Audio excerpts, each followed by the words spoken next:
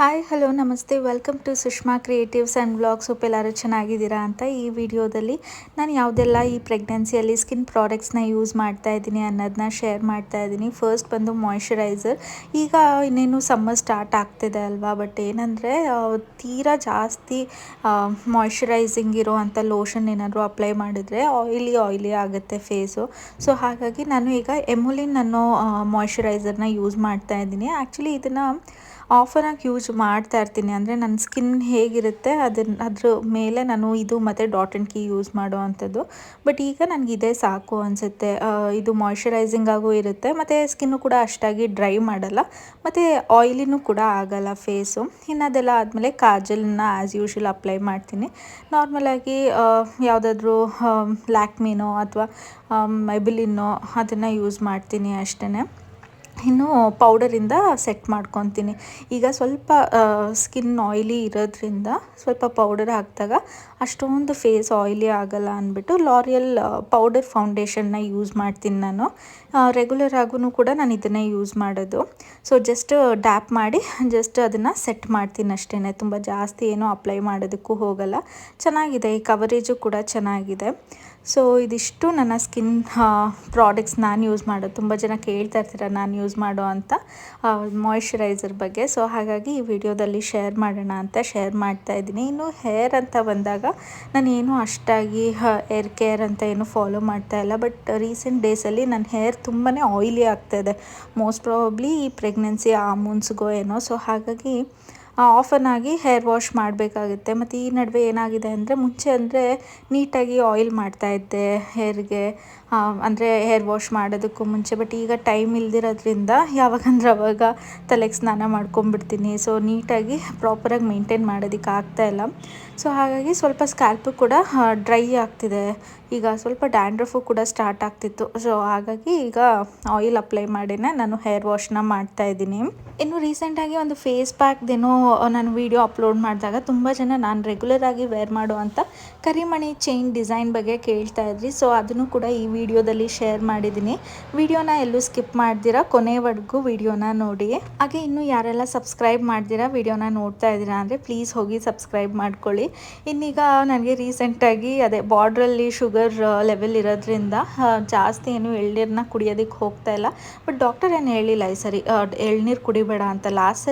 Last year ಅಂದರೆ last time ಹೇಳಿದರು. But ಈ ಸರಿ ಏನೂ ಹೇಳಿಲ್ಲ. ಜಸ್ಟ್ ರೈಸ್ ಕಟ್ ಡೌನ್ ಮಾಡೋಕ್ಕೆ ಹೇಳಿದ್ದಾರೆ ಮತ್ತು ಶುಗರ್ ಕಮ್ಮಿ ಮಾಡೋದಕ್ಕೆ ಹೇಳಿದ್ದಾರೆ. ಬಟ್ ಏನು ಅಂದರೆ ನಾನು ವಾರಕ್ಕೆ ಒಂದು ಎಳ್ನೀರನ್ನ ತೊಗೊತೀನಿ. ಏನಕ್ಕೆ ಅಂದರೆ ಈ ಥರ್ಡ್ ಟ್ರೈಮಿಸ್ಟರಲ್ಲಿ ಮಗು ಸುತ್ತ ಇರುವಂಥ ಫ್ಲೂಯಿಡು ಕೂಡ ಮ್ಯಾಟರ್ ಆಗುತ್ತೆ. ಫ್ಲೂಯಿಡ್ ಚೆನ್ನಾಗಿದ್ರೆ ಮಗು ಬೆಳವಣಿಗೆ ಚೆನ್ನಾಗಿ ಆಗ್ತಾ ಇರುತ್ತೆ. ಸೊ ಹಾಗಾಗಿ ತೀರಾ ಕಟ್ ಡೌನ್ ಮಾಡಬಾರ್ದು ಅಂತ ವಾರಕ್ಕೆ ಒಂದು ತೊಗೊತಾ ಇದ್ದೀನಿ. ಮುಂಚೆ ಆದರೆ ವಾರಕ್ಕೆ 2 ನಾನು ಎಳ್ನೀರನ್ನ ಕುಡಿತಿದ್ದೆ, 2, 3. ಇವಾಗ ವಾರಕ್ಕೆ 1ಕ್ಕೆ ಬಂದಿದ್ದೀನಿ. ಇನ್ನು ತಲೆಗೆ ಸ್ನಾನ ಮಾಡ್ಕೊಂಬಂದ್ಮೇಲಂತೂ ನನಗೆ ತುಂಬಾ ಟಯರ್ಡ್ ಫೀಲ್ ಆಗ್ತಾ ಇರುತ್ತೆ. ಆಗಂತೂ ಎಳ್ನೀರು ಅಥವಾ ಜ್ಯೂಸ್ ಏನಾದರೂ ಕುಡಿತೀನಿ. ಸೊ ದಟ್ ಸ್ವಲ್ಪ ಶುಗರ್ ಲೆವೆಲ್ ಇನ್ಕ್ರೀಸ್ ಆದಾಗ ಸ್ವಲ್ಪ ಎನರ್ಜೆಟಿಕ್ ಆಗಿರ್ತೀವಿ ಅಂತ ಅಷ್ಟೇ.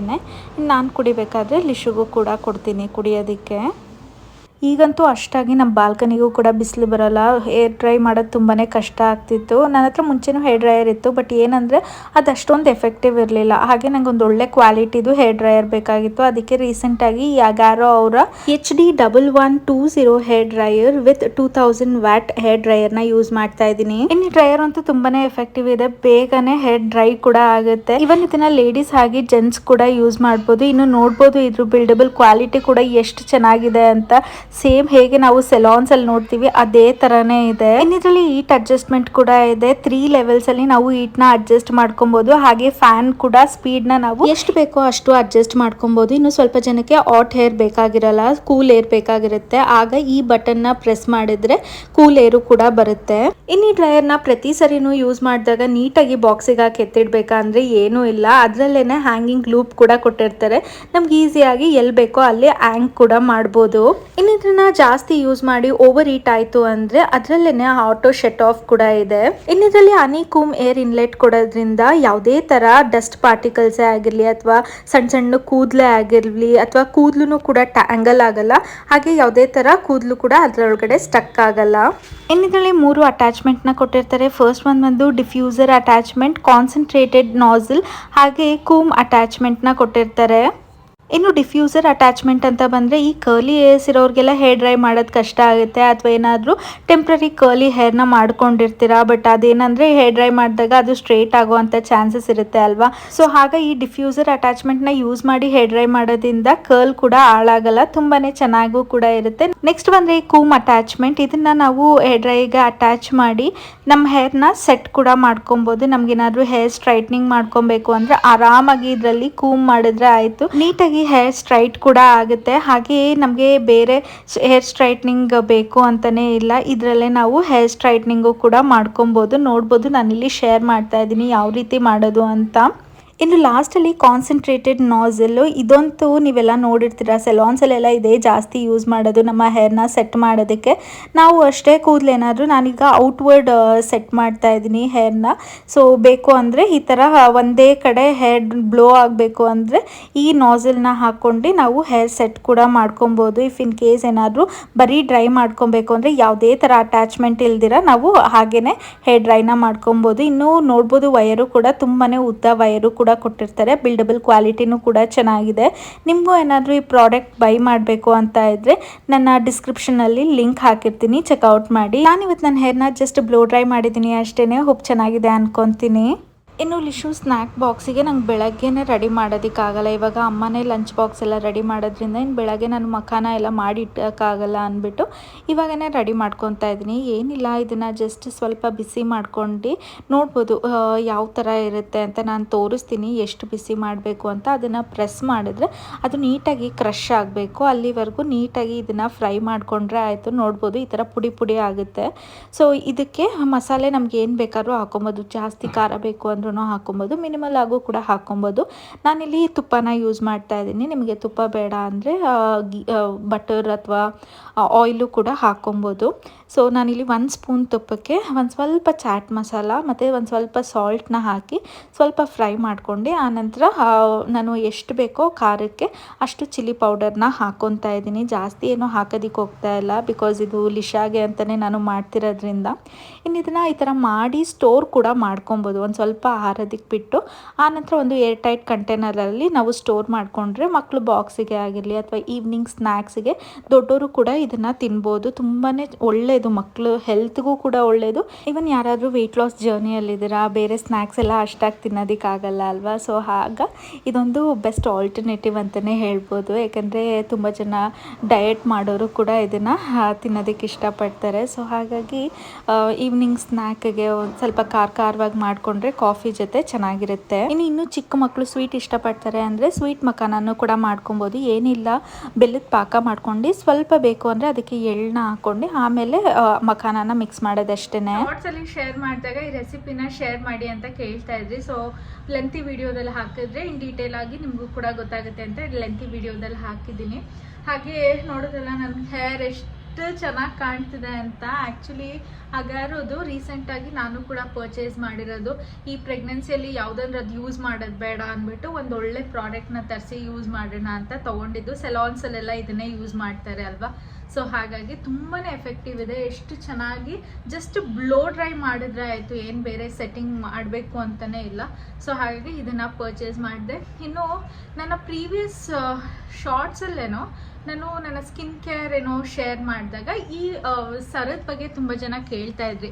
ಆ್ಯಕ್ಚುಲಿ ಇದು ನನ್ನ ಲಾಸ್ಟ್ ಬರ್ಡೇಗೆ ನಾನು ತೊಗೊಂಡಿರೋ ಅಂಥದ್ದಿದು. ನಿಮ್ಗೆಲ್ಲರಿಗೂ ಗೊತ್ತು, ನಾನು ಸೆಲ್ಫ್ ಗಿಫ್ಟ್ ಅಂತ ತೊಗೊತೀನಿ ನನ್ನ ಬರ್ಡೇ ಟೈಮಲ್ಲಿ.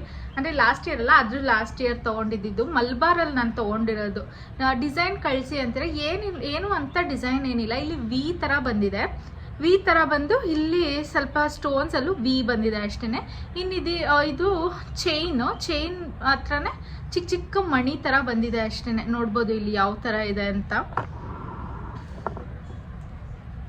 ನೋಡ್ಬೋದು, ಈ ಥರ ಇದೆ. ಇದನ್ನೇನು ಓಪನ್ ಮಾಡಿ ತೋರ್ಸಕ್ಕೆ ಹೋಗ್ತಾ ಇಲ್ಲ, ಇವತ್ತು ವಾರ ಆಗಿರೋದ್ರಿಂದ ಏನಕ್ಕೆ ಬೇಕು ಅಂತ. ನೋಡ್ಬೋದು ಈ ರೀತಿ ಇದೆ. ಇದನ್ನು ಇನ್ ಡೀಟೇಲಾಗಿ ನಾನು ಆಲ್ರೆಡಿ ಶೇರ್ ಮಾಡಿದ್ದೀನಿ. ಸೊ ಹಾಗಾಗಿ ಇವಾಗ ರಿಮೂವ್ ಮಾಡಿ ಏನೂ ಶೇರ್ ಮಾಡ್ತಿಲ್ಲ. ಚಿಕ್ಕದಾಗಿ ಚೈನ್ ಬಂದಿದೆ, ಒಂದು 3-4 ಮಣಿ ಬಂದಿದೆ ಅಷ್ಟೇ. ಇನ್ನು ಪೆಂಡೆಂಟ್ ಬಂತು ಈ ರೀತಿ ಇದೆ. ಆ್ಯಕ್ಚುಲಿ 916ಅಲ್ಲಿ ಸಿಗೋದು ಕಷ್ಟ. ಸೊ ನಾವು ಹೀಗೆ ಮಾಲಿಗೇನೋ ಹೋಗಿದ್ದಾಗ ನನಗೆ ಇದು ತುಂಬಾ ಇಷ್ಟ ಆಯಿತು. ನನಗೆ ಮೇಯ್ನಾಗಿ ನನಗೆ 916 ಪ್ಯೂರಿಟಿ ಗೋಲ್ಡೇ ಬೇಕಾಗಿತ್ತು. ಈ ಥರ ಎಲ್ಲ ತುಂಬ ಚಿಕ್ಕದು ಅಂದರೆ ನಾರ್ಮಲ್ ಆಗಿ 18 ಕ್ಯಾರೆಟ್ ಎಲ್ಲ ಕ್ಯಾರೆಟ್ ಲೈನಲ್ಲೆಲ್ಲ ನೋಡ್ತಾ ಇರ್ತೀವಿ. ಬಟ್ ಏನು ಅಂದರೆ ಅದರಲ್ಲಿ ಕಲರ್ ಡಿಫರ್ ಇರುತ್ತೆ, ಮತ್ತು ಏನೋ ಇಷ್ಟ ಆಗಲ್ಲ ಅದನ್ನು ವೇರ್ ಮಾಡೋದಕ್ಕೆ. ಮಕ್ಳಿಗೆ ಅಂದರೆ ಓಕೆ, ಬಟ್ ನಮಗೆಲ್ಲ ಅಷ್ಟಾಗಿ ಇಷ್ಟ ಆಗಲ್ಲ. ಸೊ ಹಾಗಾಗಿ ಅವತ್ತು ನೋಡಿದಾಗ ನಾನು ಇನ್ನೂ ಬರ್ಡೇ 1 ಮಂತ್ ಏನೋ ಇತ್ತು, ಬಟ್ ಸ್ಟಿಲ್ ಹೇಗೋ ಹೋಗಿದ್ವಿ, ನೋಡಿದೆ, ನಂಗೆ ಇಷ್ಟನೂ ಕೂಡ ಆಯಿತು. ಅವಾಗ ತೊಗೊಂಬಿಟ್ಟೆ. ಅವಾಗ ನನಗೆ ಇದು ಕಾಸ್ಟ್ ಆಗಿದ್ದು 35,000 ಏನೋ. ಬಟ್ ಇವಾಗ ಇದನ್ನು ತೊಗೊಬೇಕು ಅಂದರೆ ಏನಿಲ್ಲ ಅಂದರೂ ಒಂದು 70,000 to 80,000 ಬೇಕನ್ಸುತ್ತೆ. ಇದು 80,000 to 90,000 ಆಗಿರ್ಬೋದು. ಇವಾಗ ಎಷ್ಟಿದೆ ಗೋಲ್ಡ್ ರೇಟು? 13,000 ಏನೋ ಇದೆ ಅನಿಸುತ್ತೆ, 13,000-14,000, ನನಗೆ ಎಕ್ಸಾಕ್ಟಾಗಿ ಗೊತ್ತಿಲ್ಲ. ಸೊ ಇದಿಷ್ಟು ಗೋಲ್ಡ್. ಇದು ನಾನು ಮಲ್ಬಾರಲ್ಲಿ ತೊಗೊಂಡಿದ್ದು. ಮಲ್ಬಾರಲ್ಲಿ ಕಲೆಕ್ಷನ್ಸ್ ಇದೆಯಾ ಅಂದರೆ ನಾವು ಅವತ್ತು ಹೋದಾಗಿತ್ತು, ಬಟ್ ನಾವು ನೆಕ್ಸ್ಟ್ ಅಂದರೆ ನಾವು ಲಾಸ್ಟ್ ಬರ್ಡೇಗೆ ಹೋದಾಗ ನಾನು ಅಂಥ ಏನು ಕಲೆಕ್ಷನ್ಸ್ನ ನೋಡಲಿಲ್ಲ. ಮೋಸ್ಟ್ ಪ್ರಾಬ್ಲಿ ಒಂದೊಂದು ಔಟ್ಲೆಟಲ್ಲಿ ಒಂದೊಂದು ಥರ ಇರುತ್ತೆ ಅನಿಸುತ್ತೆ. ನಾನು ಇದನ್ನು ಮಾಲ್ ಆಫ್ ಏಷ್ಯಾ ಅಲ್ಲಿರೋ ಅಂಥ ಔಟ್ಲೆಟಲ್ಲಿ ತೊಗೊಂಡಿದ್ದು, ಮಲ್ಬಾರ್ ಔಟ್ಲೆಟಲ್ಲಿ. ಸೊ ಡಿಸೈನು ನಂಗೆ ಇಷ್ಟ ಆಯಿತು, ಸಿಂಪಲ್ಲಾಗಿ ಚೆನ್ನಾಗಿದೆ ಅಂದ್ಬಿಟ್ಟು ಇದನ್ನು ತೊಗೊಂಡೆ. ಇದಾಗಿತ್ತು ಇವತ್ತಿನ ವಿಡಿಯೋ. ಚಿಕ್ಕದಾಗಿ ವಿಡಿಯೋಸ್ನ ಮಾಡಿ ಪೋಸ್ಟ್ ಮಾಡ್ತಾ ಇದ್ದೀನಿ. ತುಂಬ ಲೆಂತಿ ವಿಡಿಯೋಸ್ನು ಪೋಸ್ಟ್ ಮಾಡೋದಕ್ಕಾಗಲ್ಲ ಅಲ್ವಾ ಈ ಟೈಮಲ್ಲಿ. ಸೊ ಹಾಗಾಗಿ ಸುಮ್ಮನೆ ಡ್ರಾಪ್ ಮಾಡಬಾರ್ದು, ಲೆಂತಿ ವಿಡಿಯೋ ಕೇಳ್ತಾ ಇರ್ತೀರಾ ಅಂತ ಆದಷ್ಟು ಟ್ರೈ ಮಾಡ್ತಾ ಇದ್ದೀನಿ ವಿಡಿಯೋಸ್ನ ಅಪ್ಲೋಡ್ ಮಾಡೋದಕ್ಕೆ. ಹೋಪ್ ನಿಮಗೆ ಈ ವಿಡಿಯೋ ಇಷ್ಟ ಆಗಿದೆ ಅನ್ಕೊತೀನಿ. ಈ ವಿಡಿಯೋ ಇಷ್ಟ ಆಗಿದ್ರೆ ಪ್ಲೀಸ್ ಲೈಕ್ ಮಾಡಿ, ಶೇರ್ ಮಾಡಿ, ಸಬ್ಸ್ಕ್ರೈಬ್ ಮಾಡಿ. Thank you for watching. Bye.